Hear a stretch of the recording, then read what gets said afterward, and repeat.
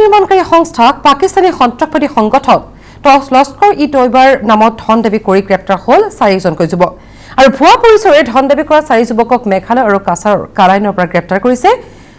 Jantu construction নামৰ নিৰ্মাণকাৰী সংস্থাটোৰ মেনেজাৰক ফোনযোগে দাবী কৰিছিল 10 কোটি টকা। আৰক্ষীয়ে কাৰাইনৰ পৰা আজিৰুদ্দিন আৰু আলিউদ্দিন নামৰ 2 যুৱকক প্ৰথমে গ্ৰেপ্তাৰৰ পিছতে পোহৰলৈ আহিছে এই সমগ্ৰ কাণ্ড। শমছেৰুদ্দিন আৰু বক্তাউদ্দিন নামৰ আন 2 যুৱককো গ্ৰেপ্তাৰ কৰিছে। আমি পুনৰবাৰ জনাইছো পথ নিৰ্মাণকাৰী সংস্থাক পাকিস্তানী সন্ত্ৰাসবাদী সংগঠন লস্কৰ-ই-তৈবাৰ নামত ধন দাবী কৰি গ্ৰেপ্তাৰ হ'ল 4জনকৈ যুৱক।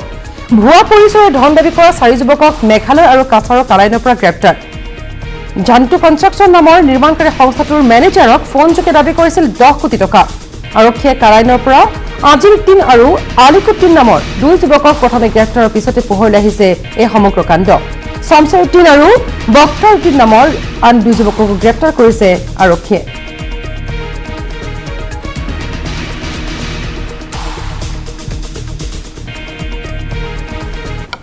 যোৱা 21 তাৰিখে মানে 21 ফেব্ৰুৱাৰীত ইয়াতে নেশ্যনেল হাইৱে 4 লেনিঙত নিয়োজিত এটা ব্যক্তিগত কোম্পানী এজন মেনেজাৰলৈ এটা ফোন কল আহে আৰু ফোন কলাৰ যিজন কলাৰ আছিলে তেওঁ নিজকে আন্তঃৰাষ্ট্ৰীয় সন্ত্ৰাসবাদী সংগঠন লস্কৰ-ই-তৈবাৰ সদস্য বুলি তেওঁ নিজকে পৰিচয় দিয়ে আৰু পৰিচয় দি তেওঁ 10 কোটি টকা তেওঁলোকে দাবী কৰে আৰু 10 কোটি টকা তেওঁলোকক যদি দুদিনৰ ভিতৰত দিব পৰা নাযায় তেতিয়াহ'লে তেওঁলোকে কৈছে যে কোম্পানীটোৰে তাৰ ফল ভুগিব লাগিব। এই ধৰণৰ ধমকি দি তাৰপিছত তেওঁলোকে লগে লগে যেতিয়া সেই ব্যক্তিগত কোম্পানীৰ পৰিচালকজনে আমাক জনায় লগে লগে আমি এই সংক্ৰান্তত আমাৰ তদন্ত আৰম্ভ কৰোঁ। এটা কাটিগড়া থানাত এটা কেছ ৰেজিষ্টাৰ কৰোঁ আৰু কৰি তদন্ত আৰম্ভ কৰোঁ আৰু তদন্ত কালত সিদিনাখন ৰাতিয়ে আমি 2জন ব্যক্তিক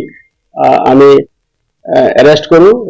দুজন ব্যক্তি আমি কালাইন অঞ্চলৰ পৰা আমি এৰেষ্ট কৰিছোঁ।